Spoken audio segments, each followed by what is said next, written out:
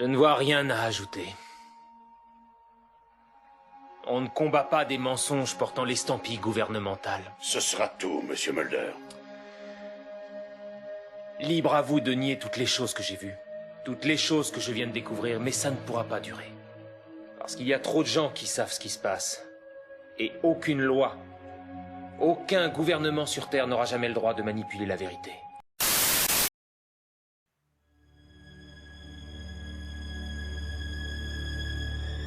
For as long as mankind has fixed his gaze upon the heavens, the age-old question has remained. Are we alone in the universe? As our tools for exploring this vast expanse continue to improve, the answer to our question comes more clearly into focus. It's now estimated that for every grain of sand on planet Earth, there is another Earth-like planet capable of sustaining life. So, can we truly be alone?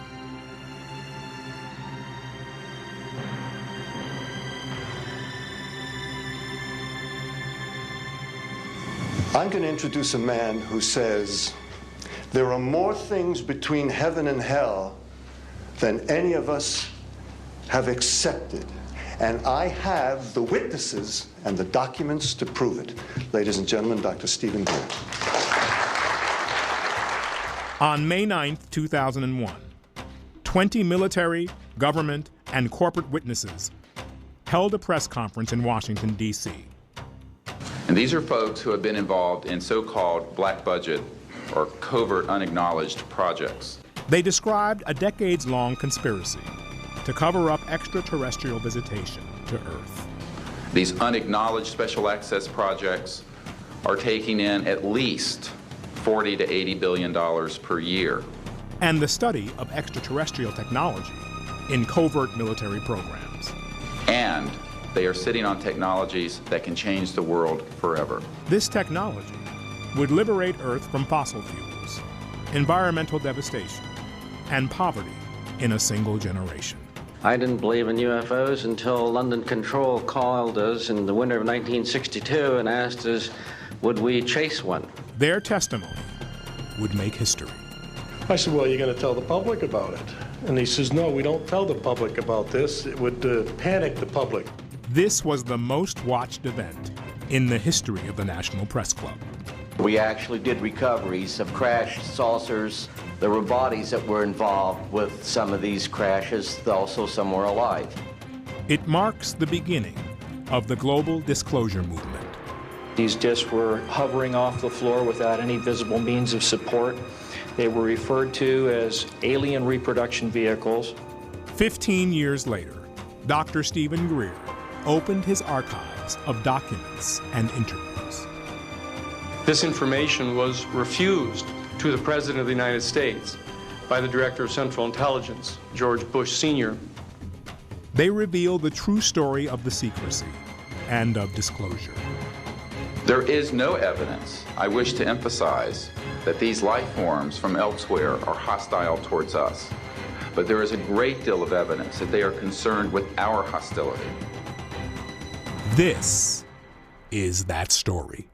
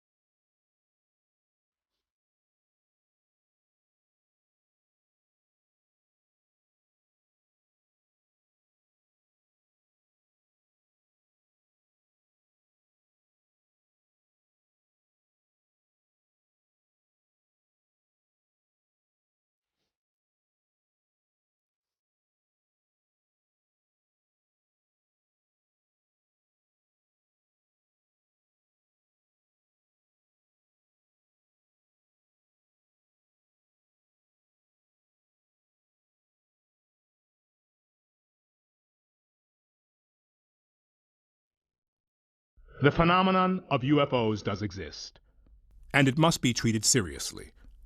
Mikhail Gorbachev.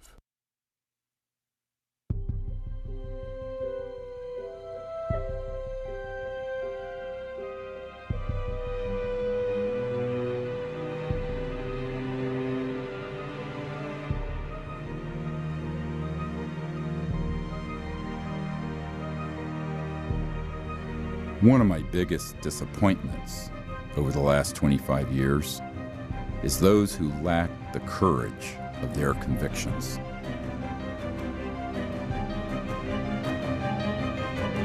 If 1% of the people who I've talked with, met with, or briefed had that courage, this would have all been fixed long ago.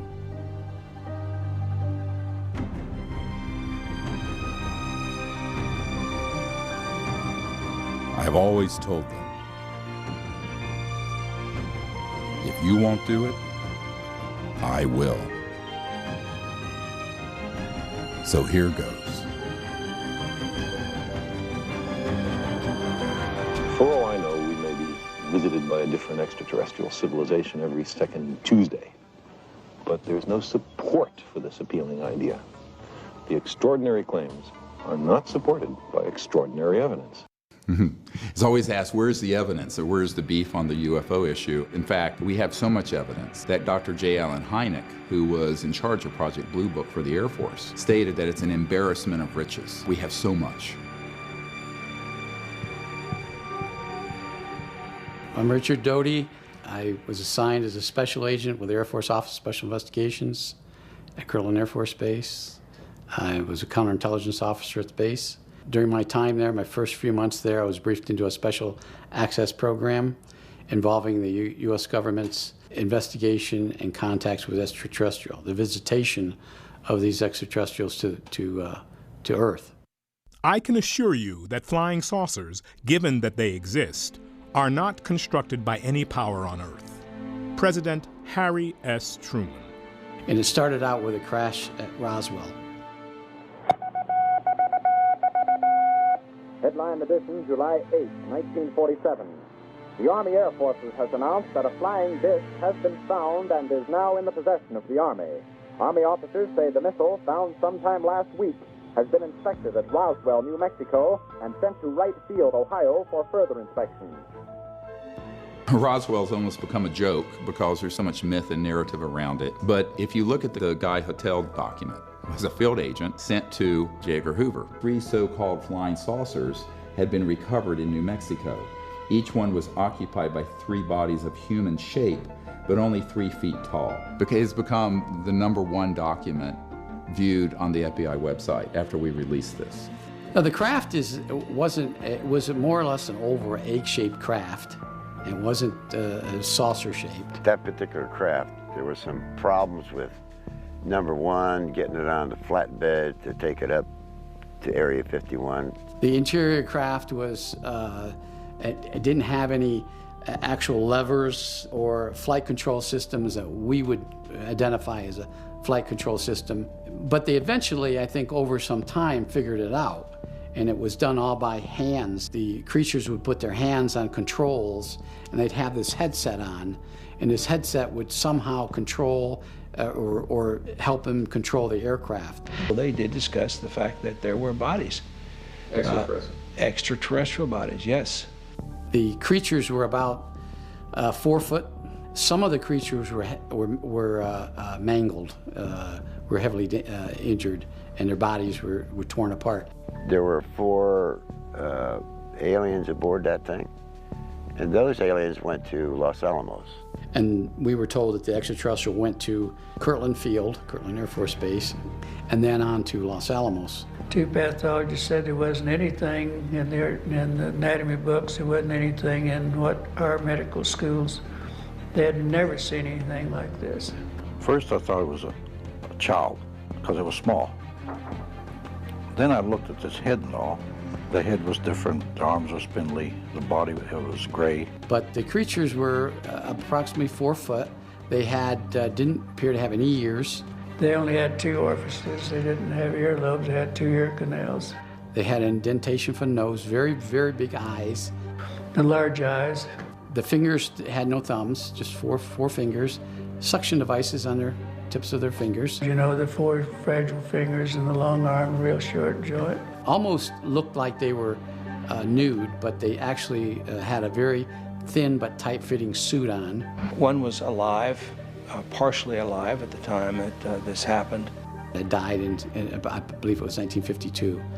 But the bodies of the extraterrestrials that were found at the scene were in a deep freeze, placed in a deep freeze, and sent to Wright Pat Field in Dayton, Ohio.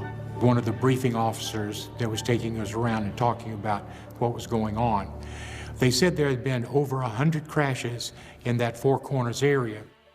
I just saw it out of the crack. Holy shit! After Roswell, there was a flurry of ET activity across the globe. Dr. Greer spent 8 years trying to persuade members of Congress and other high-level government officials in the intelligence community to disclose what was happening, but to no avail. So in 2001, he formed the Disclosure Project. What you're about to see is first-hand witness testimony of events over the past 50 years. Many are telling their stories for the first time. This is only the tip of the iceberg, as hundreds more have given us their testimony, but are too fearful to go on camera, for fear of repercussions for themselves and for their families. I feel that the Air Force has not been giving out all the available information on these unidentified flying objects. You cannot disregard so many unimpeachable sources. Honorable John McCormick, Speaker of the House. I'm one of those what you would call the high government official in the FAA. I was the division chief. I was only 3 or 4 down from the admiral.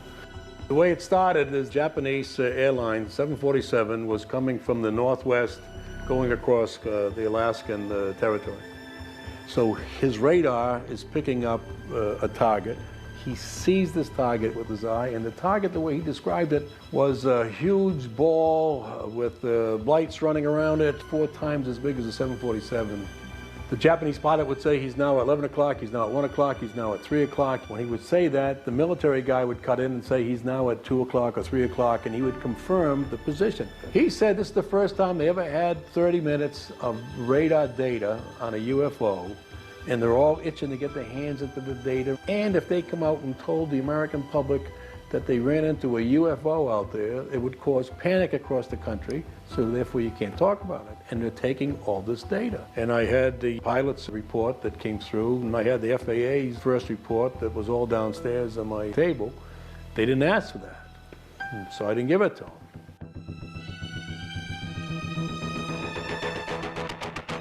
The plane that I was going to be flying in was an F-104, which was the fastest known aircraft to mankind at that time. So we're flying down the Rhine River, we're up at high altitude, and about that time, I spot a bogey at about 10 o'clock over here. I don't recognize the craft. I said, bogey, 10 o'clock. And the captain looked over there and said, well, let's find out. So he kicked it into afterburner, and we went after that, and it disappeared just like that. He says, please, whatever you do, do not say anything about this encounter. It will get me in much trouble. So that was my first introduction to cover up.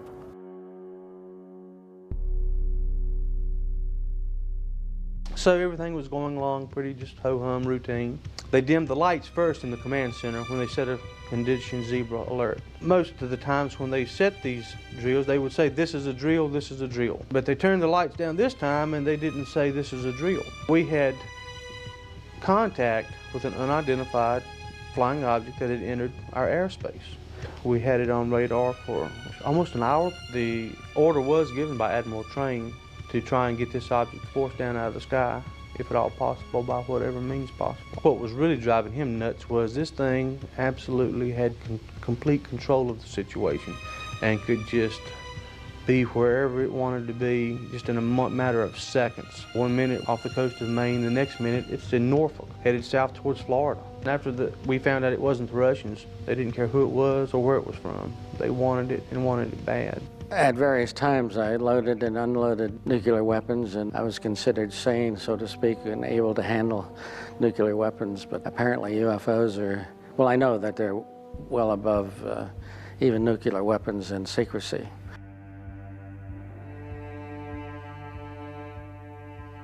One particular night, we just finished our refueling mission. London Control called us and asked us if we would intercept a UFO over the center of England, roughly in the Stonehenge, Oxford area. We're up at 33,000 feet, and the UFO was down at about 1,000 feet. We dove on it. Eventually, we got up to close to it, and we could see what looked like a cruise ship out at sea with all the lights and everything. Got about a mile from it, and it went up into space. London Control said, you can continue on with your mission. Apparently, Prince Philip felt it was very important. We're invited to dinner at the Officers Club, where he was the speaker, and he knew all about the fact that we had chased the UFO.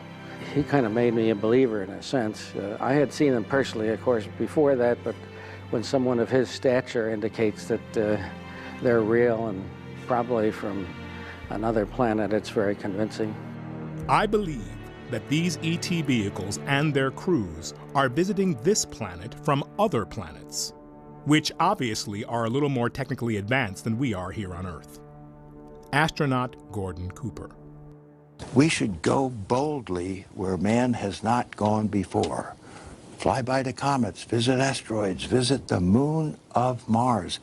There's a monolith there, a very unusual structure on this little potato-shaped object that goes around Mars once in 7 hours.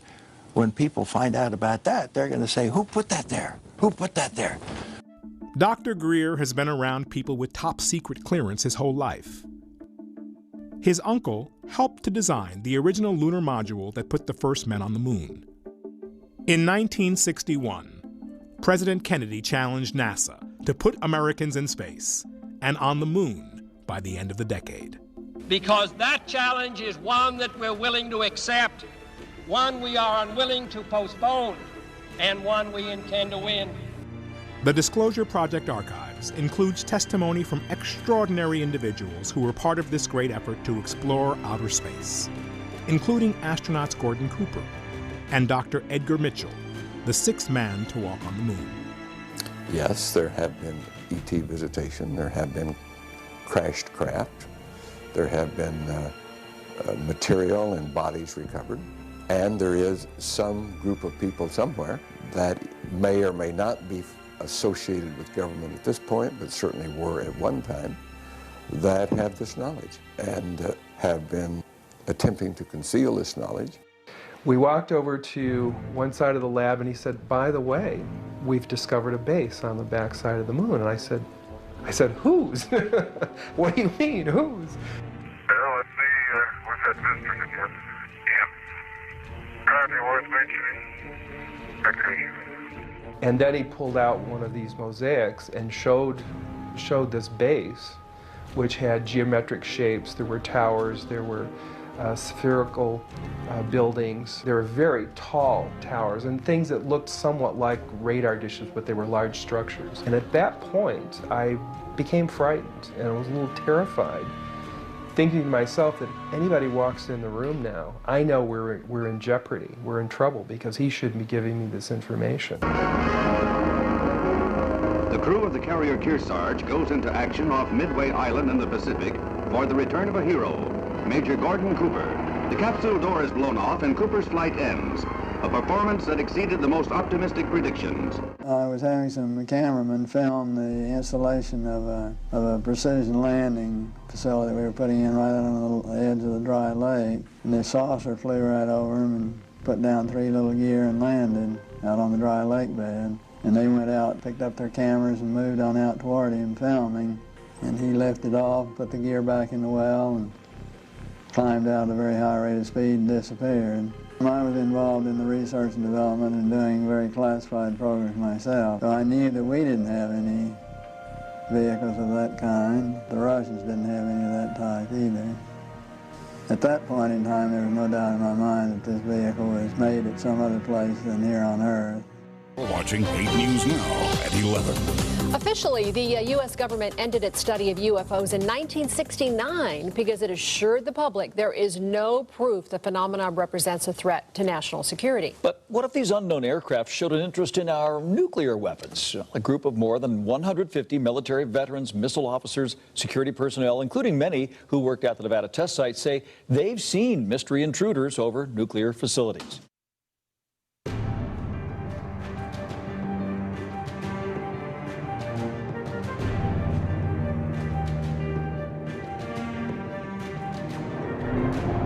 In advancing this concept, Vandenberg Air Force Base, California, has become the first aerospace operations center of the Air Force. They actually photographed the UFO following the missile as it climbed into space and shining a beam on it, which neutralized the missile. It flew into the frame like this, and it shot a beam of light at the warhead, which is represented by my thumb here. So this thing fires a beam of light at the warhead, hits it, and then this thing flies up like this, fires another beam of light, goes around like this, fires another beam of light, goes down like this, fires another beam of light, and then flies out the way it came in. And the warhead tumbles out of space. Now when the lights came on, Major Mansman turned around and looked at me and said, "Were you guys screwing around up there?" And I said, "No, sir." And he said, "What was that?" And I said, "It looks to me like we got a UFO." The idea of any explosion in space by any Earth government was not acceptable to the extraterrestrials, and that has been demonstrated over and over. How is that demonstrated? By the destruction of any nuclear weapons sent into space. It was early in the morning. I received a call from my topside security guard. He and some of the guards had been observing some strange lights flying around the launch control facility. And I said, "Well, you mean UFO?" I think I used that word. He didn't know what they were, but they were lights that were flying around. I just kind of shook my head and just said, "Well, call me if anything more important than that happens." He calls back, and this time he's very frightened. I can tell by the tone of his voice, he's very shook up, and said, "Sir, there's a glowing red object hovering right outside the front gate." And as I was relating this to him, our missiles started shutting down one by one. The Air Force did an extensive investigation of the entire incident and was not able to come up with a probable cause for the shutdowns. The missiles are not connected to each other. Having a fault at one site would not affect missiles at another location. Assuming that they've always been there, but what caused this great interest in us, this large incursion after 47? And I remember he thought for a moment, he said, "Well, obviously, the atom bomb." A 1.5 stage, 132-ton ballistic device, now fully operational after an evolutionary background of more than 50 years of powered flight. Roswell was not the beginning. It was a turning point. We just dropped 2 bombs on a country. We had a test of that bomb a few months earlier, or a few weeks earlier in New Mexico. This probably was observed by these aliens somewhere, whether they were doing reconnaissance back then or how they had figured it out. So they came here to observe and try to figure out what the heck was that. At the time of the crash, shortly after the detonation of the first atomic weapons, Roswell was the only nuclear-armed squadron in the world. If you accept the multidimensional theory, it's highly likely that we've done a hell of a lot of damage. In somebody else's world, they might have even done more damage there than we did here. The underlying theme that connects most of the Disclosure Project case files is the fact that these close encounters tend to occur near our nuclear facilities, suggesting that these visitors are deeply concerned with our hostility and the existential threat that we pose to ourselves and others. once we learned to split the atom.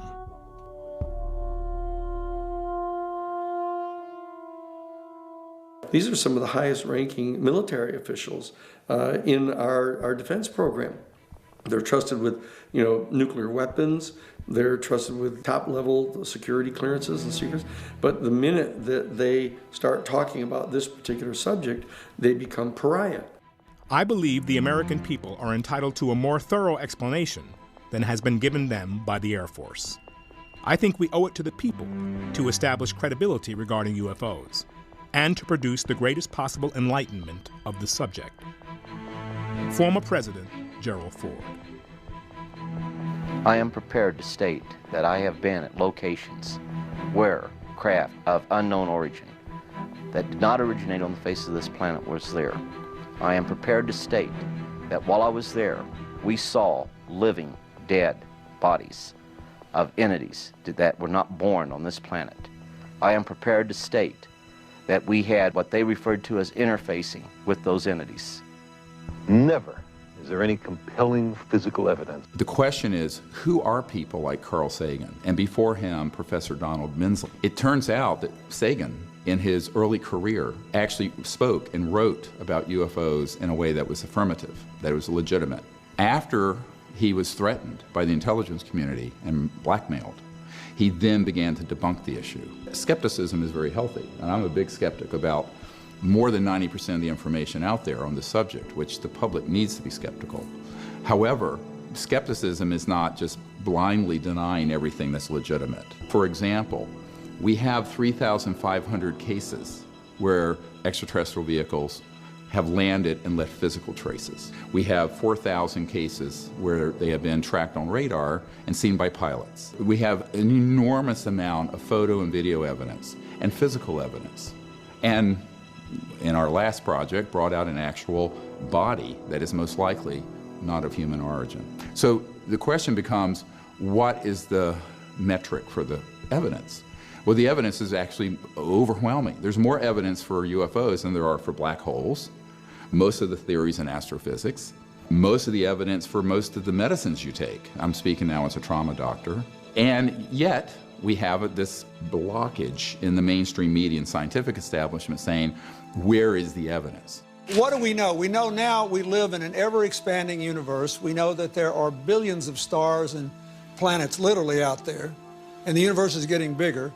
We know from our fancy telescopes that just in the last 2 years, more than 20 planets have been identified outside our solar system that seem to be far enough away from their suns and dense enough that they might be able to support some form of life. So it makes it increasingly less likely that we're alone. Oh, you're trying to give me a hint that there are aliens. Of course, flying saucers are real, and they are interplanetary. Air Chief Marshal Lord Dowding. When I was 8 or 9, I saw one of these objects, broad daylight. There was a beautiful, seamless disc in a blue sky, back when the skies were very blue. And I was with some boys in the neighborhood, and we saw this, and I went, oh my God, they're real, we saw a UFO. Now my parents said, oh, well, you're just a kid. But I became completely absorbed in this. So my interest in this goes back to my childhood. The Disclosure Project was an accident of history. In 1990, I formed the Center for the Study of Extraterrestrial Intelligence to form a diplomatic corps to make peaceful contact with these civilizations. Because once you conclude that they're real and they're of interstellar origin, the next question is, what are we going to do about it? And so I concluded what we should be doing about it is not militarizing the relationship, but having sort of a citizens diplomacy effort, much like the Physicians for Social Responsibility, who were going to the Soviet Union to create a dialogue during the coldest days of the Cold War. There was no one at the United Nations or State Department or any foreign ministry dealing with it. So we started a set of protocols to make contact. And sure enough, we had some spectacular successes. Holy damn hot shit. Hot dog. Thank you. This got kicked up to the intelligence community. So by 1992, I was getting visits from the head of Army Intelligence, people inside the National Security Agency, and other three-lettered agencies. My intention was never to get involved with trying to disclose this issue. My interest was in this whole concept of making contact for peaceful purposes to advance our civilization from a planetary civilization to an interplanetary civilization. That was really the heart of my sincere interest.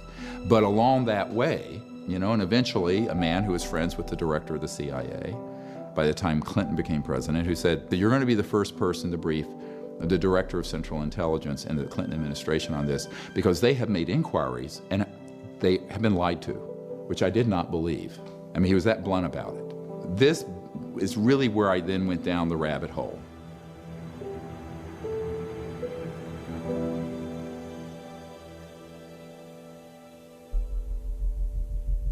So can the government keep a secret this big? One of the biggest weapons in the intelligence community's arsenal is our general belief that the US government couldn't possibly keep a secret this big from the American public. But the existence of the National Reconnaissance Office remained secret for over 30 years. The mere existence of the NSA, jokingly referred to as no such agency, was kept secret until it grew so large that it was quite conspicuous. And those working in the Manhattan Project developing the atom bomb were told that any secrets that they disclose would result in 10 years in prison, or an equivalent of a $100,000 fine. Only when the weapons were used at Hiroshima and Nagasaki did the government disclose what they were. Of all things to keep secret, the fact that there is this bountiful option that we have of reaching out into the stars and being friendly neighbors with other civilizations and sharing information, sharing resources, and sharing knowledge and sharing spiritual insights and values. To suppress that information and to conceal it is part of the efforts of a national security state that is threatened by that reality.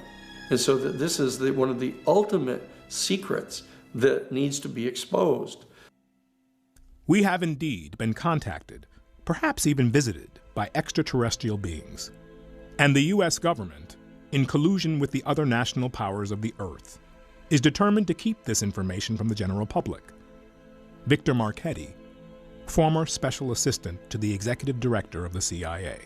And in this document from the Canadian government, the matter is the most highly classified subject in the United States government, rating higher than the H-bomb. That was the most top secret doomsday weapon at the time in development. And the second item, B, flying saucers exist, period. C, their modus operandi is unknown, but concentrated effort is being made by a small group headed by Dr. Vannevar Bush. And then D, the entire matter is considered by the United States authorities to be of tremendous significance. What is more sensitive than the development of the hydrogen bomb prior to its detonation? The UFO issue. A priori, therefore, the entire subject has been managed in a way from the 40s onward with extraordinary secrecy around it. The event at Roswell, because it resulted in the acquisition of materiel that could be studied, it created a sea change in the whole national security organization, because within weeks of that event, the CIA was formed. Within weeks, there was the formation of the Air Force, which was split off from the Army Air Force. It also led, however, the development of unacknowledged special access projects, which is why Eisenhower, even though he knew about the subject on a fairly deep level, had completely lost control of it by 1961 when he left office. We must guard against the acquisition of unwarranted influence, whether sought or unsought, by the military-industrial complex. You know, because you think of generals and you think of conservatives and Republicans as being very pro-military in business, but he's talking about the illegal part of it. He's not talking about the conventional military. But it's now the military-industrial intelligence complex that are moving bureaucratically toward establishing dominion and control over the entire democratic process in the country, and that they're waging war invading the Middle Eastern oil fields and occupying the oil fields, attempting to establish what they themselves refer to as full spectrum dominance. But we're going to smoke them out. And so the public has to understand there began to be this bifurcation, this separation between legitimate national security and military operations and the deep black programs that are unacknowledged. We're talking about the black budget, the deep black, super secret, unacknowledged budget that runs in the $100 to $200 billion a year. I'm being conservative. My 03 budget calls for more than $48 billion in new defense spending. More money for the Pentagon when its own auditors admit the military cannot account for 25% of what it already spends. According to some estimates, we cannot track $2.3 trillion in transactions. $2.3 trillion with a T. That's $8,000 for every man, woman, and child in America. We're spending well over $100 million per day on classified programs that have no congressional oversight, no public scrutiny. There's no monitor of these programs. A number of these programs go directly through Congress, totally. When you start going through these documents, these programs start dropping off the radar screen. These are all classified programs within the defense budget, but they don't supply any technical information on the program. And if people think that the Congress and the President actually have a handle on this, they're gravely mistaken. They do not. This is where we get into the structure of secrecy. The structure of secrecy is complex and multifaceted. We've been led to believe that we live in a mostly transparent democracy, with the president at the top of the intelligence food chain, a true commander-in-chief. The reality, however, is much different. A shadowy government with its own Air Force, its own Navy, its own fundraising mechanism, and the ability to pursue its own ideas of the national interest, free from all checks and balances, and free from the law itself. There's secrecy that is legal, and unfortunately, where Edward Snowden made his mistake was by disclosing secrets, no matter how inappropriate it might have been that they were going on, that were being managed legally that the President and Congress and the intelligence committees knew about. A traitor to the United States. On the other hand, there's secrecy that is illegal. And these are the unacknowledged special access projects, USAPs, USAP for short. What they've done is they've formed this alliance among themselves of the industry that makes money by building war machines, the military that uses the war machines and justifies them, and then the intelligence community that is not really an intelligence community, it's a covert operations community, armed with military weapons and nuclear weapons, in that they're trying to push the boundaries now of establishing their dominion in full spectrum dominance over the planet. And in this document, first document that's on the briefing for President Obama's brief we put together that we gave to John Podesta, this document lists the compartmented operations out of the Nellis facility, what the public wrongly calls Area 51. I gave this document to the head of intelligence for the Joint Chiefs of Staff, Admiral Tom Wilson. Now this is J2. This is the guy who puts the intelligence briefings together for the Joint Chiefs of Staff of the United States of America. And he got hold of one of these compartments and he said, "Hello, I'm Admiral Tom Wilson. I want to be read into or briefed on this project." They said, "Yes, sir, we know who you are, and you don't have a need to know. You don't have a need to know." The head of intelligence for the Joint Chiefs of Staff. So this is where the military have been victims of the secrecy, because there are many generals and admirals and very good officers I've met with who have enormous responsibility that everyone, if you polled 1,000 people on the street, I think every single person would say something this sensitive they would know about, and if they didn't have knowledge about it, if they asked about it, they will be told. That is not true. There are very clear efforts to engage in covert programs and to keep the knowledge of those programs away from people even in positions of constitutional authority. Dick Cheney, he would have a need to know. They call him Darth Cheney. We're talking about people way up in the defense industry, people who are running the skunk works, people like Ben Rich, like Kelly Johnson. So these unacknowledged special access projects do not care what your rank and position is. They care about one thing: Will you go along with their agenda? And this is exactly what happened when I met with Lord Hill Norton. Since my name has become connected with UFO matters in quite a big way in this country, I have frequently been asked by a person of my background, a former chief of the defense staff, a former chairman of the NATO Military Committee, what the reasons may be for governments wishing to cover up the facts about UFOs. That, I believe, is because governments fear that if they did disclose those facts, people would panic. The only thing he really wanted to know was, I was head of the Ministry of Defense, head of the Military Committee for NATO, head of MI5, MI6. Why wouldn't they have told me?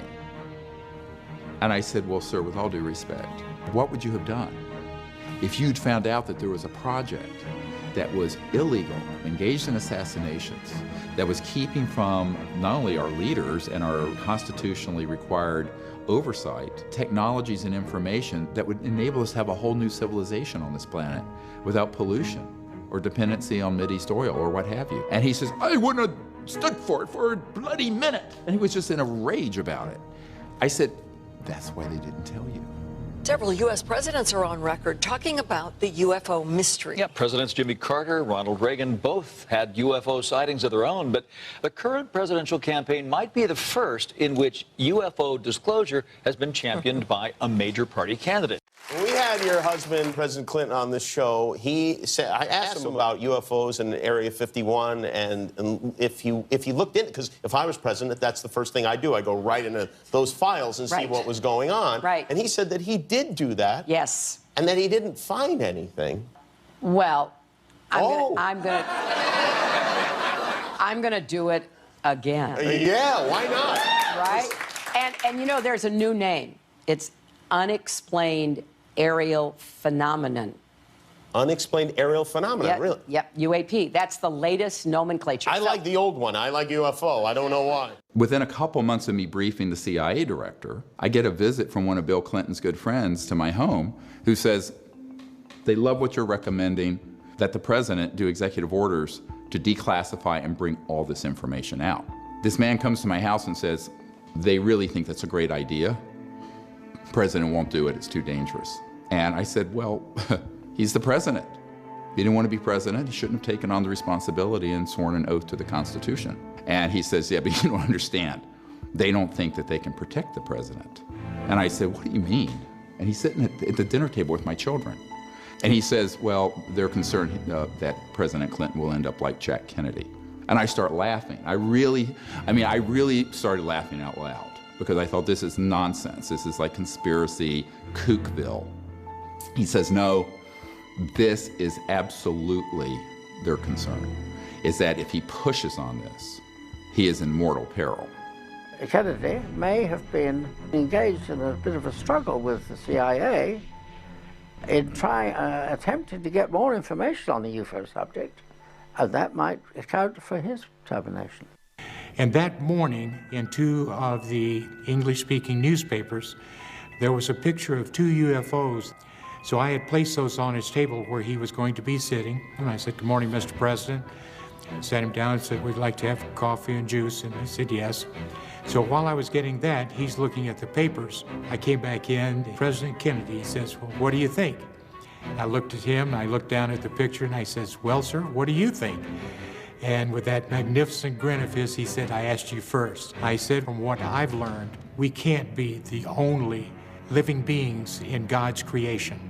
And he says, you're right, young man. There is considerable knowledge as far as the actual being of UFO and ET phenomena that we're aware of today. I am convinced that UFOs exist because I've seen one. President Jimmy Carter. When President Carter was elected, I was the legal counsel for the Jesuit National Headquarters in Washington, D.C. He called the director of the Central Intelligence Agency, George H.W. Bush, to a meeting and asked Bush if, as the director of Central Intelligence, would give to Carter, as the president-elect, all the information he had on the potential existence of extraterrestrial life and the issue of whether or not any of the UFO vehicles might be vehicles from another star system. And George H.W. Bush refused to give him the information. said he'd have to go to Congress and get Congress to have the Congressional Research Service at the Library of Congress declassify it to get it to him if he was going to get it. That's a true story. In some of these cases, absolutely, the president has no need to know because he's a temporary employee. He's strictly a temporary employee. He does not have a need to know on some of these deeper black programs within the Skunk Works, within the Boeing Phantom Works, and also within the Black Widow Group of Northrop. Congressional Research Service of the Library of Congress, their Science and Technology Division, based on all the information classified and declassified that they have reviewed, their projection was that there were at least from 2 to 6 other highly intelligent, highly technologically developed, but non-human civilizations just in our Milky Way galaxy. There was deep concern that something this important would be kept out of the briefings for the president. My sort of coming of age, which was hard, anyway, it's hard talking about this. I'm trying to say, I was a young doctor, asked to do something like this. Sorry. I'm a doctor in an ER, taking care of shootings and stabbings and car wrecks. And I'm being asked to brief the CIA director on stuff because he and the president are being lied to? What? You know, are you, I said, are you fucking crazy? It was terrible. Frankly, it was devastating. Initially, I have to admit, the CIA director, I thought, to be honest with you, that he was sort of picking my brain to find out what I knew, as opposed to really not knowing. By the time the 3-hour meeting was over, it was quite clear that the emperor had no clothes. He later denied the meeting had happened for a briefing. This is a wonderful thing. Now, people say, how could he write this letter basically saying that this meeting and what I said about it was a distortion of the truth? I said, because he didn't realize there was a record beforehand. And thank God, I saved the document that is the original invitation. And in that letter, it is explicit. I talked to Woolsey this morning, and he suggested getting together. There is an active attempt being made at lower levels of government to sabotage Project Starlight, which is the initiative I started and Lawrence Rockefeller helped fund to bring all these top secret people together and recommend these changes to the Clinton administration.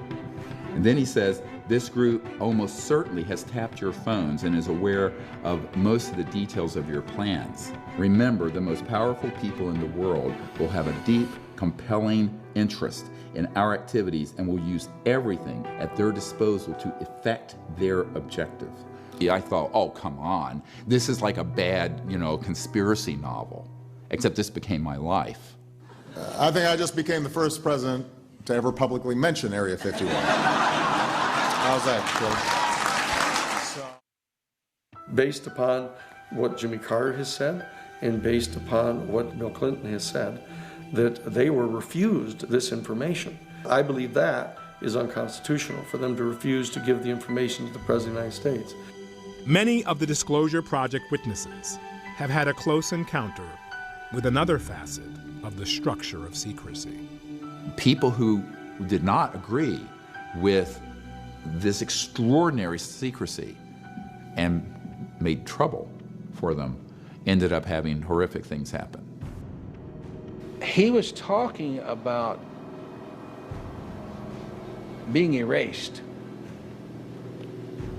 And I said, man, what do you mean erased? He said, yes. He said, you will be erased. If you tell anyone who is not in this room about this project, this bullet has your name on it and it will find you. Measures have been taken by agencies to terminate people who appear to be inconvenient or troublesome through knowing too much. I've had a hell of a time after I've told this story, but I continue to tell the story because I think it's important for people to understand that this sort of shit goes on in the government. that the government covers up information that we are entitled to know about as citizens of this country. They'll go after not only you, he said, they'll go after your family. They were like, look, man, we're gonna take you off in a helicopter and just kick your ass out in the jungle, and we're gonna end you and all this. And they were never there. This never happened. When I asked them at the time, I said, well, I don't know why you're saying this. I mean, it's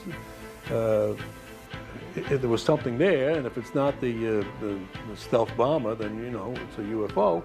And if it's a UFO, why wouldn't you want the people to know? Oh, they get all excited over that. You don't even want to say those words. And there have been dozens and dozens of totally, absolutely important, credible people who've had their careers ruined intentionally by the national security bureaucracy because they tried to come forward and fulfill what they viewed to be their duty to report this to their superiors. 3 o'clock in the morning, 4 o'clock in the morning, midnight, 10 o'clock, people would call and start screaming at me. You're going down, motherfucker! You're going down, motherfucker! And he just said, look, mister, you don't go in and start any rumors and Roswell's. Nothing happened out here.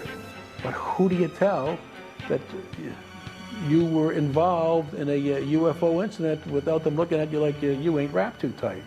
One night, somebody blew up my mailbox by putting a big load of skyrockets in it. The mailbox went up in flames.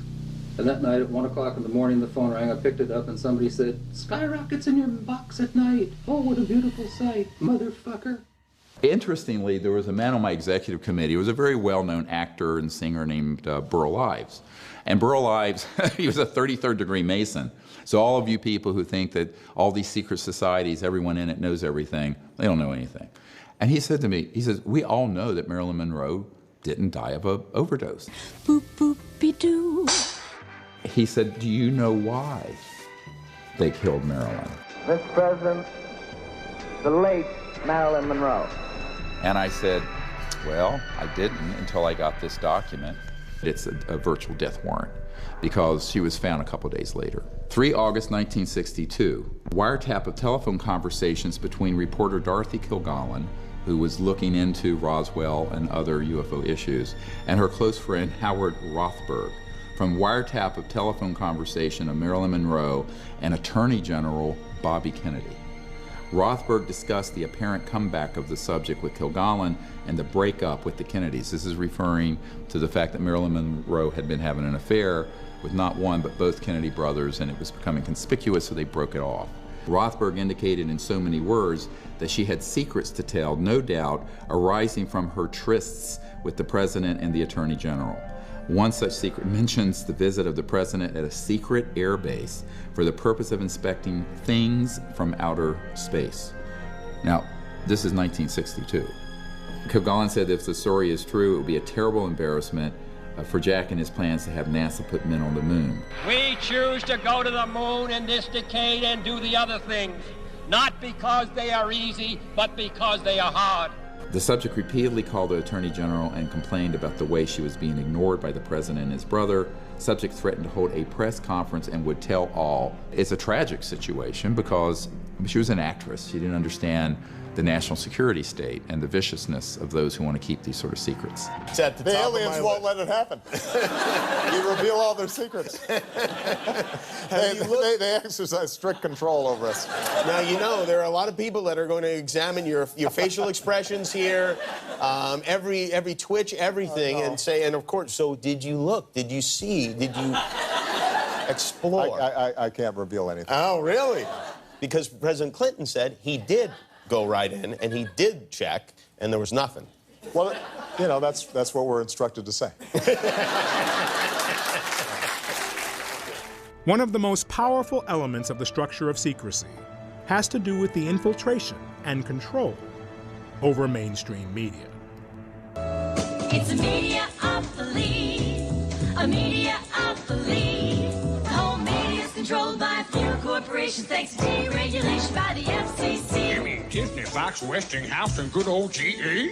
They own networks from CBS to CNBC. They can use them to say whatever they please and put down the opinions of anyone who disagrees. We observed firsthand the intelligence community influencing the media when they're trying to cover this story. We have memoranda after memoranda after memoranda citing the psychological warfare and propaganda value of the subject. This is a very important thing for the public to understand. How do you keep something secret? You hide it in plain sight. And I suspect that unless the Defense Department proves us otherwise, that it was probably some form of an alien spacecraft. And I think as a public figure you have to be very careful about what you say, because people can have pretty emotional reactions, and I said my goal wasn't to try to stir the pot. And now I'll ask Officer Stein and his colleagues to escort the accused into the room so that we may all look upon the guilty party. Don't get him too close to me, please. In the alien costume, the governor's chief of staff. Now, this just goes to show that you guys are entirely too serious. So it's there. Everyone, I mean, there's 5% of the U.S. population have seen these objects. But you create an environment where the subject is so pilloried and ridiculed that no respectable scientist or doctor would want to be identified with it. Internal documents from the Defense Department and intelligence agencies explicitly stating that they want to have this campaign of ridiculing and destroying the credibility of completely credible, completely honest eyewitnesses to UFO sightings, and even sightings of extraterrestrial beings on the ground, that they want them discredited. They want their credibility destroyed. If someone comes out and says, I saw a UFO on TV, the only ones that see a UFO in the TV programs are the rednecks out in the country that are going coon hunting or alligator hunting at night. You don't find anybody with any kind of smarts or some professional individual saying, hey, last night, let me tell you what I saw. And this officially was released by the CIA, talking about how they have people embedded in all the major media to change, alter, and affect stories to their benefit. You are fake news. So every news agency, every television, radio station in the Albuquerque or Santa Fe area had our snitches in there. So we knew, and we paid them. We paid them good money. One of the reasons you get the people is you pay them, and that was controversial. That was somewhat controversial. Do you know of national media that have had? Oh, yes. Yeah, I'm not going to name them. We now have relationship with reporters from every underlined major wire service, newspaper, news weekly, and television network in the nation. In many instances, we have persuaded reporters to postpone, change, hold, or even scrap stories that could have adversely affected national security interests or jeopardized our sources and methods. And it goes on to then say that they have the same within academic circles. There's a finding that the Pike Committee made that they had verified 42 full-time Central Intelligence Agency paid employees that were inserted inside the major national news media centers. And most of them ended up being the so-called national security reporters. The man turned to me, and this is a board member of Time Life, and said, Dr. Greer, we basically are scribes taking dictation from the right hand of the king. The fourth estate is dead. I know reporters for Time magazine who've told me specifically that they've provided the stories and their editors have spiked them. Yeah, the high-level producers and directors, yeah. And how were they paid so that it wasn't? Cash. Yeah, you pay. What you do is you make them sign a form and you tell them, you got to report this to IRS. But whether they do it or not, you're not going to give your form to IRS. I paid, I better not say. Some of them are large. If you, Ms. McClain, know of any proof about aliens, you can give it to me, and I guarantee you I will get it out. But I am skeptical. Based upon my experience representing NBC and representing the New York Times, I know that they will refuse to publish information, which in my judgment is clearly important information for the public to know. The corruption of the media means that you have then undermined democracy and our basic constitutional protections. Because if you control the information flow through the elite media, and the only place you can get this information is through the tabloids, where they want it, because it's discredited there, or on the internet, where there's so much false information that's mixed in with the real information that you don't know what to make of it. There creates this complete confusion. When you go to a supermarket checkout and you look at the tabloids, what you may be reading there are actual stories of actual events, but when it's portrayed through the tabloids, it gets discredited. And they're ridiculed and their careers are destroyed pursuant to a very specific self-conscious official program. Now this has worked for 50 years. Why would they change it now? This is the technique they've used. It is time for the truth to be brought out. Behind the scenes, high-ranking Air Force officers are soberly concerned about the UFOs. But through official secrecy and ridicule, many citizens are led to believe the unknown flying objects are nonsense. I urge immediate congressional action to reduce the dangers from secrecy about unidentified flying objects. CIA Director, Vice Admiral Roscoe Hillenkoetter. And so we're sort of living in a Truman Show here. Everyone thinks we have a free press. We don't. We have a democratic process where all these sort of sensitive issues would be handled legally. We do not. And that we have an uncorrupted scientific establishment, which we do not, and which we will prove. The structure of secrecy extends to the scientific and academic arenas, where a deliberate effort to spread disinformation has been going on for decades. From professional debunkers to CIA-funded committees, our trusted academics and scientists have been complicit in the secrecy. A lot of people see something, and a lot of people see things that are really they can't identify, but that doesn't mean it's quite a leap. I believe that people report seeing things they cannot identify, but after spending 25 years, I've found not a shred of evidence that we have alien visitors in our skies. Look, this would be the greatest discovery in the history of science. NASA would be elated. Of course, they'd go to Congress to get more funding. Why would anybody cover this up? Let's do this other little thought experiment, everybody. Are you going to do this with baking soda and vinegar, Bill? In 1952, Project Blue Book was launched by the U.S. Air Force to allay fears from the public of ET activity and to assure them that they were doing everything in their power to look into this. I am here to discuss the so-called flying saucers. The Air Force interest in this problem has been due to our feeling of an obligation to identify and analyze to the best of our ability anything in the air that may have the possibility of threat or menace to the United States. There's been a decision made within the national security state infrastructure to ridicule and dismiss cases that they know positively are cases of genuine sightings of UFOs and extraterrestrial beings. That's perfectly clear. Project Blue Book was headed up by Dr. J. Allen Hynek, a professor of physics and astronomy at Ohio State University.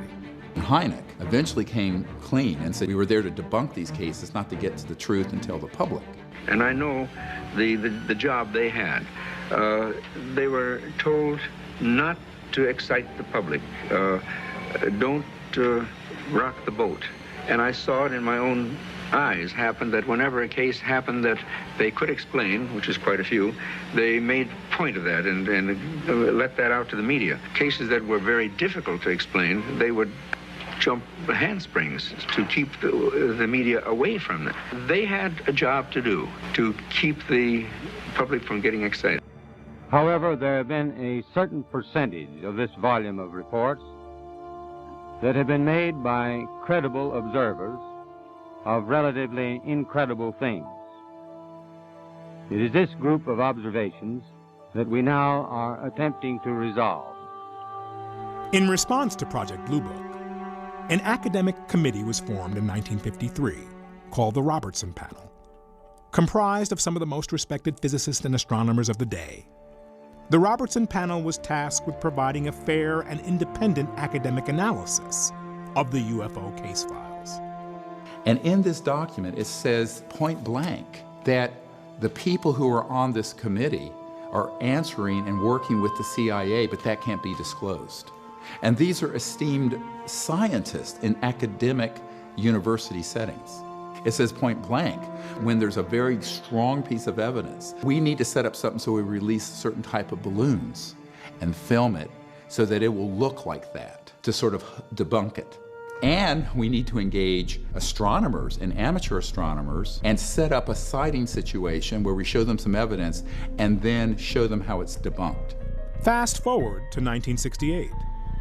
The Condon Committee was formed, led by Dr. Edward Condon, a professor of physics at the University of Colorado. Now, ostensibly, this was an objective scientist who was heading up a committee to tell the truth, because I'm a scientist. These guys are scientists second. They're humans first. And it says it cannot be allowed to be known that Dr. Condon et al.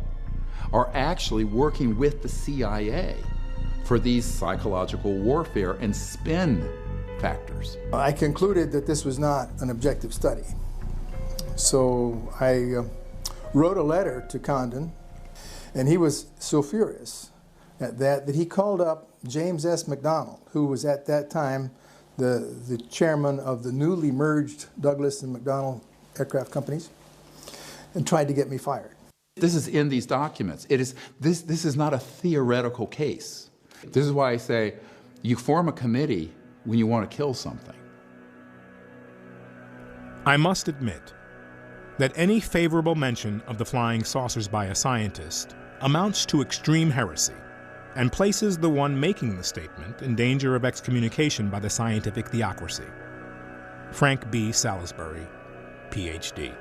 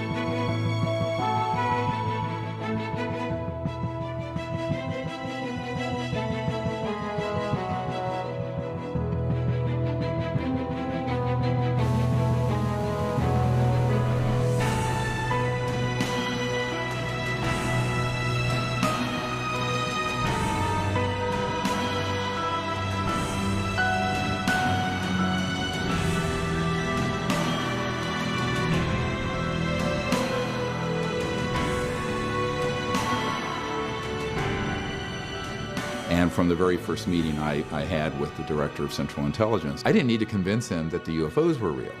I mean, in fact, I pulled out all this dispositive evidence that Carl Sagan would want to see. And he said, I already know this is real. But I want to know why I, the CIA director, James Woolsey, and the President of the United States aren't being told anything about it. The why is always the hardest question to ask, and nobody asks it. And I began to explain to him what it really is a big technological question.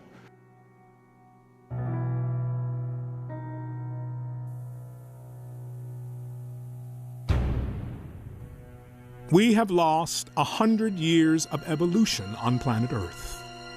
A true lost century.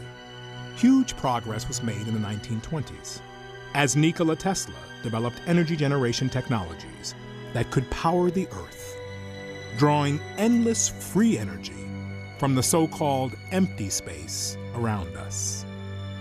So-called empty space isn't really empty at all. It's actually full of energy. So instead of being like kind of a quiet, empty lake, it's more like the froth at the base of a waterfall or something.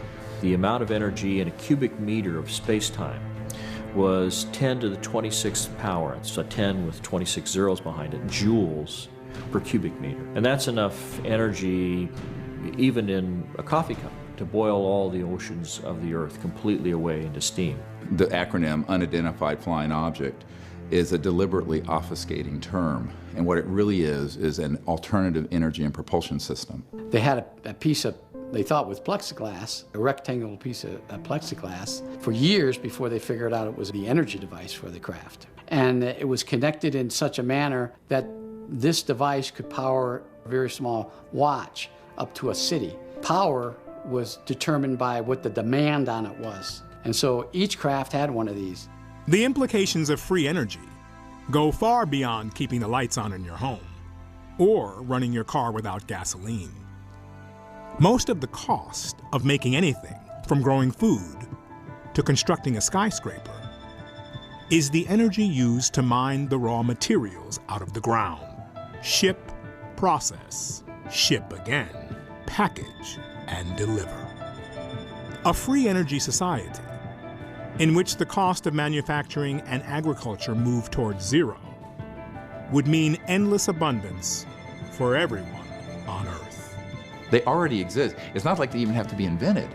You and I, the taxpayers, have already paid trillions of dollars, literally, in super secret black budget funding to develop these systems.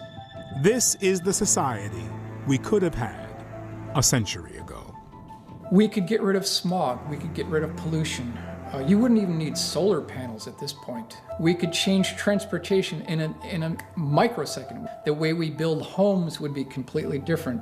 The way we govern our lives would be completely different. And all the literally hundreds of trillions of dollars in assets that are in coal, natural gas, uranium, nuclear power, public utilities, they're all obsolete. Many people would say, well, doesn't that mean the secrecy's been a good thing? I said, well, that would be like saying we should have never come out with the automobile because the horse and buggy manufacturers would have gone out of business, or come out with computers because Royal typewriters didn't get ahead of the curve and they went out of business. When we go outside and we look at our cars, we look at our airplanes, we're already looking at dinosaur technology. It's laughable where we are right now. We should be at least 100 years ahead of where we are right now. And there are still files on this issue classified, top secret, from 100 years ago, for the same reasons. Because the macroeconomic order of fossil fuels, petrodollar, a handful of industrial elites and corporations be completely transformed. But the folks who actually call the shots in the multi-trillion-dollar global economy, they don't want to see that happen. They know that if that power was, delineated to the average person, we wouldn't need them anymore. They don't want it today, and the likes of J.P. Morgan and others back 100 years ago didn't want it. When they found out that Tesla had passed away in the Hotel New Yorker, they came in, they had the manager of the hotel open the safe, and they took all of Tesla's papers. And this was to the director of the FBI from the Department of Defense in a turf war trying to get that information and lock it up. This is not a contested document. This has been officially released. A century of artificial scarcity has produced a destabilized, dehumanized, war-torn world, where the power and wealth have been transferred from the many to the hands of the few. If you take that on, you're going to run into the mother of all buzzsaws in terms of the national security state. Some of the breakthroughs in the past have been deliberately suppressed. There are 5,135, I believe it is, patents that have been confiscated under national security seizures. Now, these are just the patents. And this is what happened to a lot of the huge breakthrough technologies like Stan Meyer, who had a car running on water. A local inventor has discovered a way, hear this, to use water to run your car. It's a major breakthrough that will no doubt make motorists happy. And as Ralph Robinson explains, the Pentagon is also showing lots of interest in this project. A lot of people don't realize that Stan Meyer had a toroidal, a donut-shaped object that put out many times more energy than you had to put into it because it was tapping into this zero-point quantum vacuum energy field. That had a national security order on it before he even got it to patent. It was seized and shut down. What we really had was a threat to the scientific establishment. I view this as the greatest strategic threat to survival of the United States and, in fact, of civilization itself. Who's going to stop this from happening? The president doesn't know it's occurring. The Congress oversight committees have no idea what's going on. And you have these people who are in the deep national security state who basically do what they want. The problem is most of these inventors think that the world's going to beat a path to their door. Unfortunately, Murder Incorporated beats a path to their door first. But free energy technology was only one half of the equation when it came to advanced extraterrestrial technology. Early research into anti-gravity technology gained momentum in the 1940s, as Adolf Hitler poured tremendous resources into developing his secret weapon, the so-called flying bell. Once we acquired these technologies, they were augmented with the study of retrieved extraterrestrial craft, and we created our own fleet of so-called alien reproduction vehicles.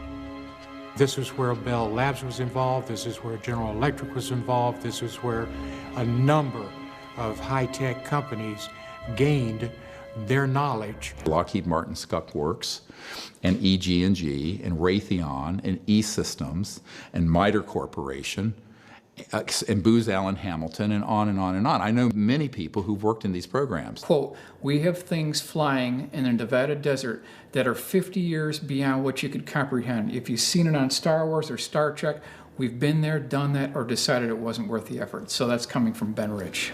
Ben Rich headed the Skunk Works between 1975 and 1991. This is the original letter from Ben Rich on Lockheed Advanced Aeronautics Company letterhead. I am a believer, and so is Kelly Johnson. And here it says, Dear Ben, there are two categories. A, man-made UFOs.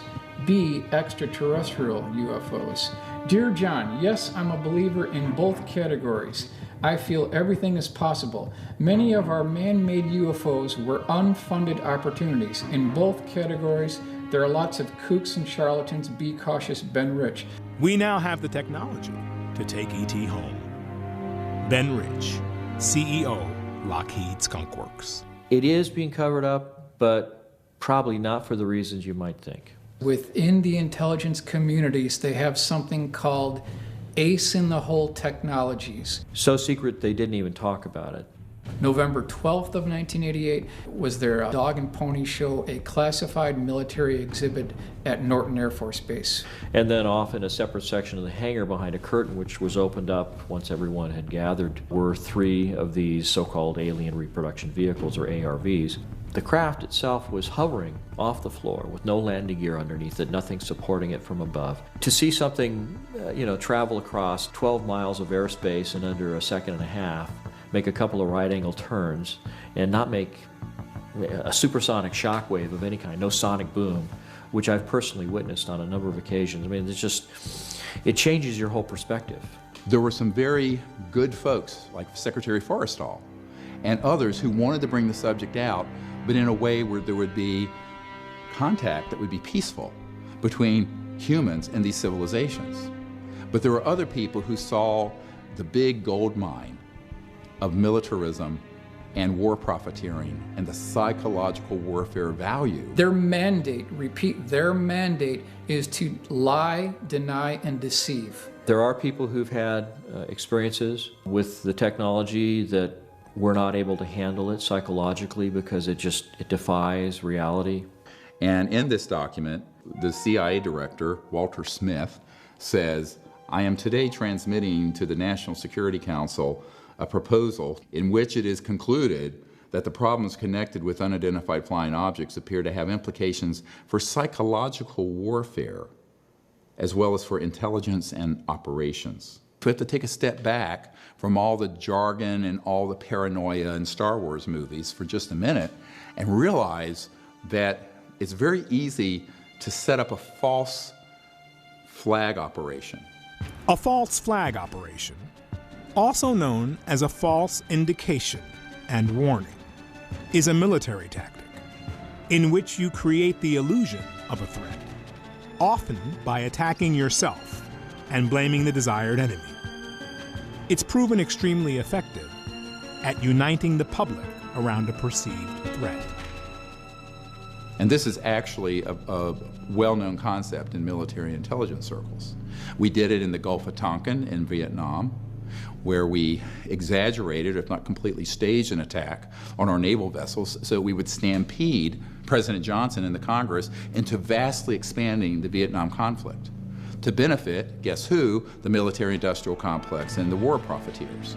U.S. military officials, for example, have planned through a project called Operation Northwoods back in 1962 to dress up Cuban refugees in Cuban military uniforms, have them attack Guantanamo Base and kill U.S. military personnel, sink U.S. military ships, and blow up shopping centers in Miami, targeting, killing refugees from Cuba to infuriate the American population so that they can invade and occupy Cuba. It's astonishing that anybody would dare to make a recommendation like that, but they did. Then you can look at Iraq. Concocted all kinds of false information about weapons of mass destruction, which Saddam Hussein did not have, and it was known in intelligence circles he didn't have. Fracture that whole part of the world, and now we have ISIS. So we have to realize the machinations and manipulations that go on behind the scenes leave us very vulnerable. And the big one is this one, where they could say, oh yes, the UFOs are real, but guess what? They're a threat, and we need to unite the world, like Will Smith said in the original Independence Day. Something you want to add to this briefing, Captain Hiller? No, sir. Just a little anxious to get up there and whoop E.T.'s ass, that's all.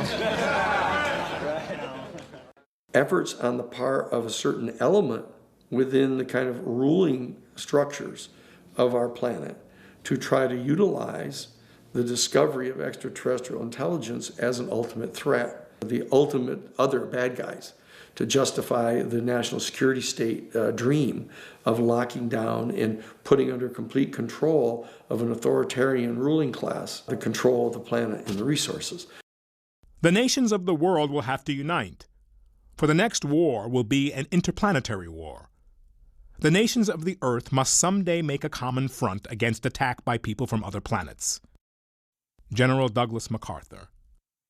Can you realize that you and I, that all of us, have actually begun the exploration of another world? We have taken the first historic step into our solar system. I am Wernher von Braun.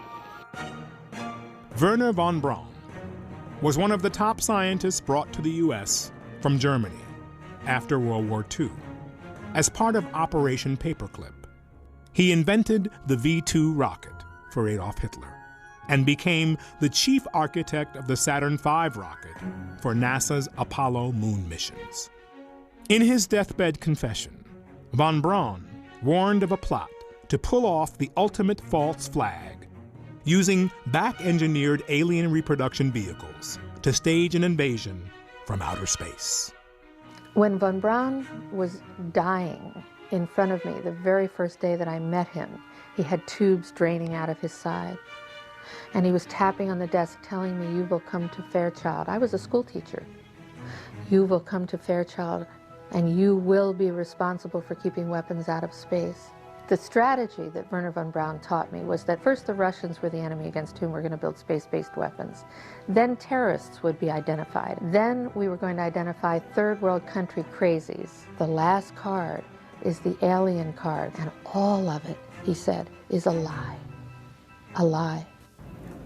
Have you been exposed, or did you come across in your career and your network the false INW or the deceptive indication and warnings projects related to this? Yes. And what did you find out about those? That's pretty hush. I don't think I should talk about that. Yeah. I mean, that's what when I briefed the head of the Defense Intelligence Agency, that was the main subject. That is, yeah, that's very sensitive. Yeah, it's very sensitive. Yeah. I occasionally think how quickly our differences worldwide would vanish if we were facing an alien threat from outside this world.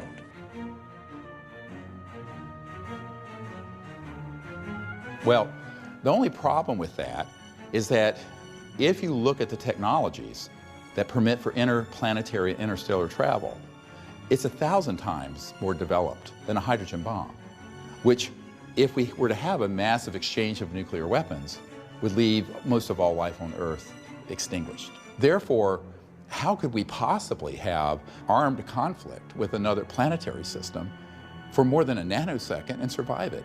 They know that we couldn't. But it's a way of manipulating the public through demagoguery of fear, jingoism, false nationalism, and creating a boogeyman out in space.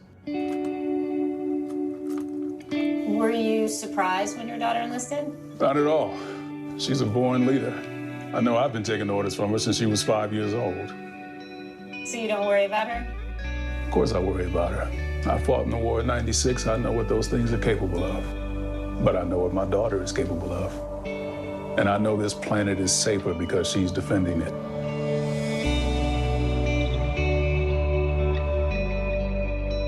They could pull it off. They could definitely pull it off.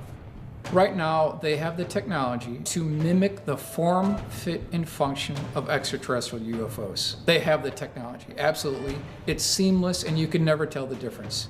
If they do have a false flag invasion, they're going to use one of these. This is the Hudson Valley Boomerang. This is 1982 to 1989. Over 25,000 eyewitnesses reported this craft. They can use the saucers, the cigars, the pyramids, the triangles as a united coalition, and that's how they're going to do it. We're talking about 150 to 172 feet across for the wingspan, which is the identical wingspan of the B-2 stealth bomber. So the question we need to ask is, was some of that $22.4 billion used on the B-2 poured into this program? It's the exact same time frame. When they power up and when they accelerate, it looks like a spark off a grinding wheel, and you could never know the difference. So if they wanted to hoax an alien invasion, they could do it, and they could do it in a way that's 100% believable. They started doing all kinds of psychological warfare entrainment of the public by staging hoaxed events, such as cattle mutilations. Oh, it's a flying saucer did that. It's a covert paramilitary program, human.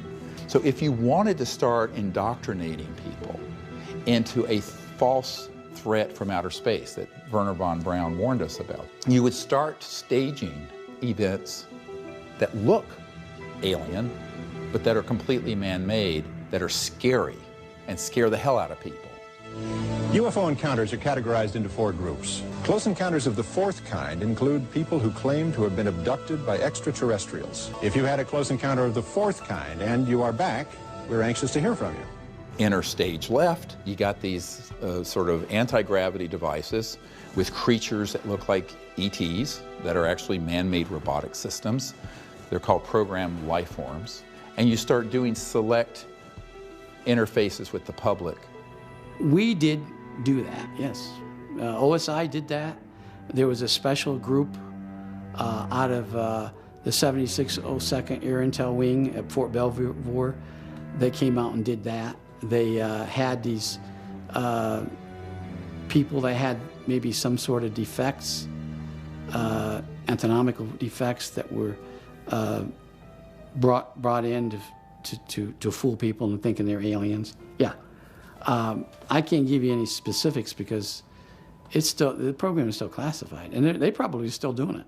I wouldn't doubt it, they were still doing it. So they've already got this psychological warfare already embedded into the minds of people to expect an extraterrestrial, not a secret aircraft, but an alien craft. So when they do pull this, they'll already have everything ready to roll. These civilians got onto the base and got into something. They saw something they weren't supposed to see, and this group came out and went into their home and scared the dickens out of them and staged an alien event. Exactly. The government will use the extraterrestrial phenomenon to cover their own deep black programs, and so that's the fight that we're up against here. And then it makes it out through the movie industry and the UFO lore and the internet and what have you, and it starts creating this specter of a threat.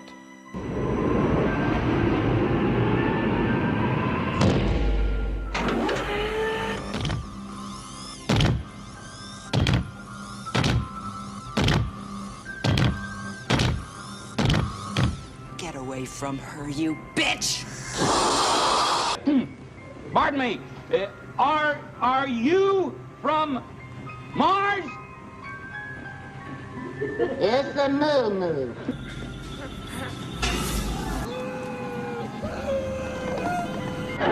Nicht Deutsch? It's a moo-moo.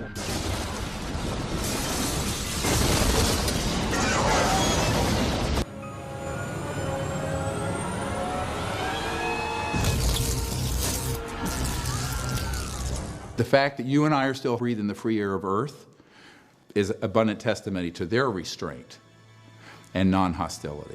Now the question is, how are these civilizations viewing us? Are they perceiving human civilization as a threat? And the answer is yes.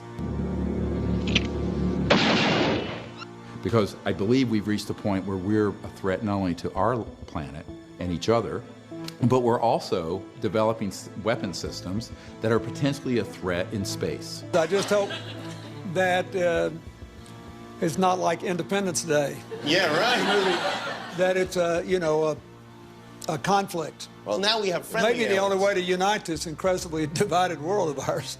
They're out there. We better think of how all the differences among people on Earth would seem small if we felt threatened by a space invader. That's the whole theory of independence. You're right. Everybody gets together and makes nice, and You and Bill O'Reilly would be hiding in a bunker together. The most dangerous thing going on the planet today isn't ISIS. It's not Iraq. It's not Russia. It's not China. It's a out-of-control, covert group that is not being overseen by the people, the Congress, or the president, who have developed these technologies and are recklessly using them to track and target extraterrestrial vehicles. The result of this is that we're in a crisis that is unacknowledged, ironically, because these projects are unacknowledged. What do? Do you talk to your congressman? Do you write your senator? Do you march on the White House lawn? What good is that going to do if the people who run this government don't have access to the programs? They're not cleared for it. So that's just not the direction to go. We better not get this one wrong, because this could be a threat to all life on Earth if we are reckless with this issue. We need wise elders that are humans dealing with this situation, and the sociopaths that are in control of those programs can't be allowed to speak for planet Earth and for humanity. Wresting power from the hands of these powerful oligarchs and corporations is going to require a revolution.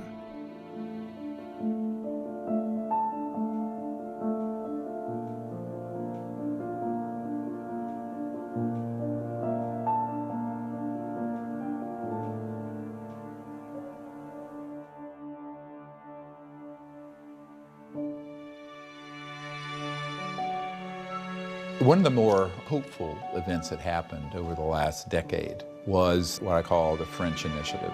I get a letter from the Ministry of Defense, and it's dated 16th of January 2007, urgent, and it's signed by Admiral Pierre Morin.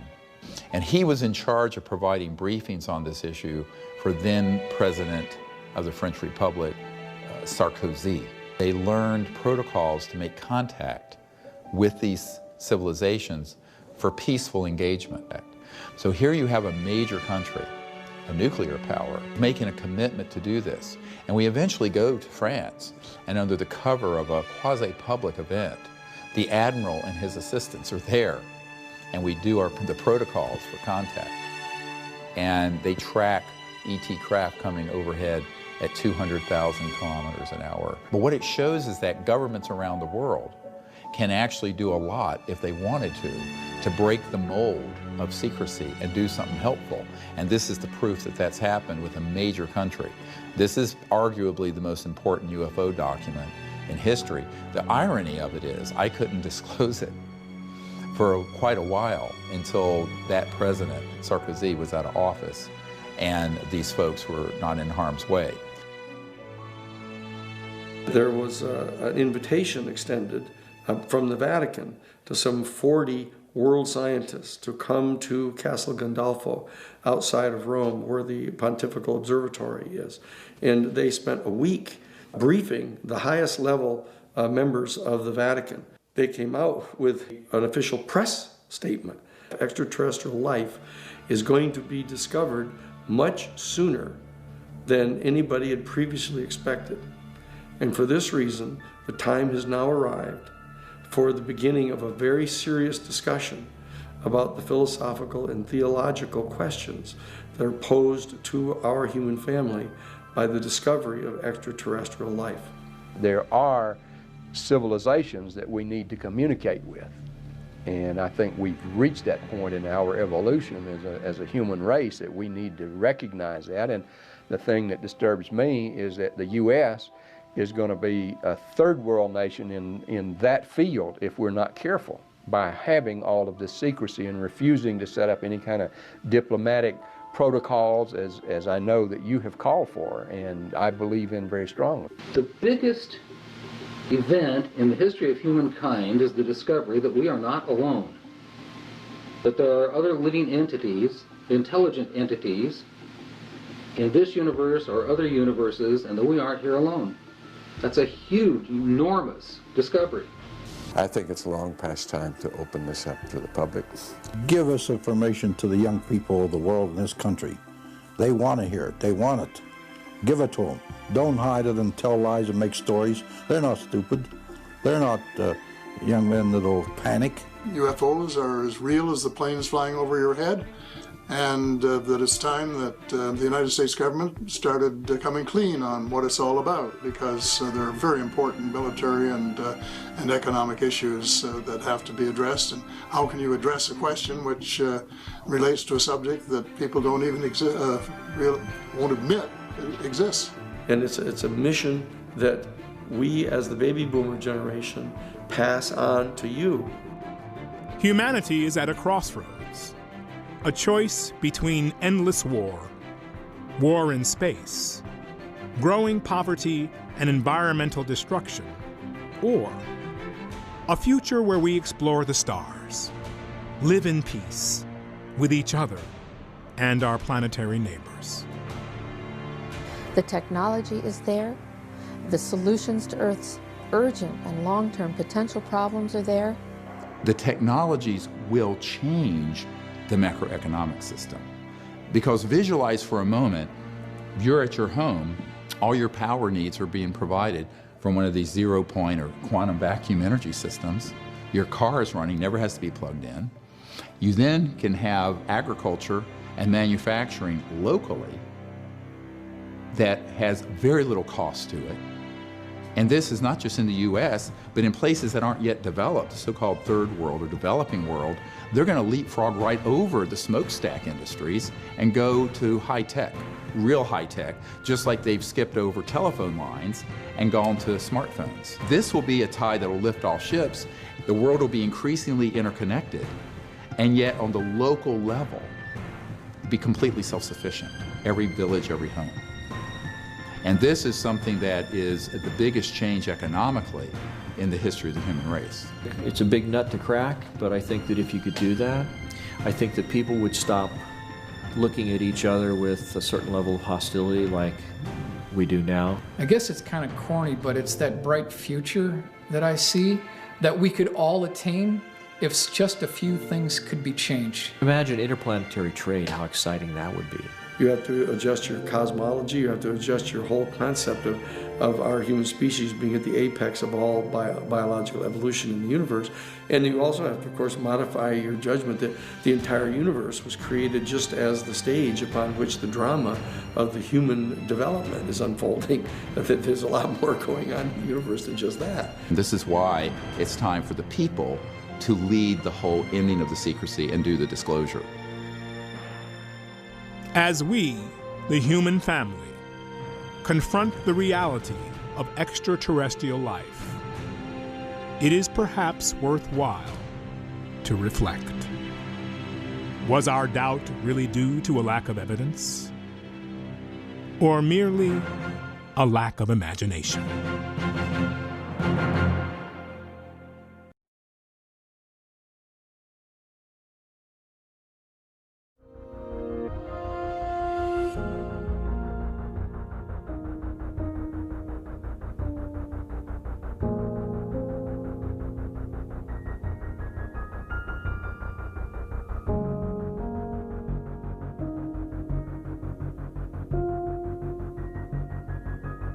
when it comes to Area 51 and whether or not the U.S. government knows of aliens, should Secretary Clinton be elected president? Well, what I've talked to the Secretary about, and what she said now in public, is that if she's elected president and she gets into office, she'll ask for as many records as the United States federal government has to be declassified. And I think that's a commitment that she intends to keep and that I intend to hold her to. Have you seen any of these documents? You were a White House Chief of Staff years ago. Have you seen... President Clinton asked for some information about some of these things, and in particular, some information about what was going on at Area 51. But I think that the U.S. government could do a much better job in answering the legitimate questions that people have about what's going on with unidentified aerial phenomena, and they should, the American people can handle the truth, so they should just do a thorough search. What is the truth? And open it up. Is there evidence of alien life? That's for the public to judge once they've seen all the evidence that the U.S. government has. What do you think personally? What do I think? I think there's a lot of planets out there.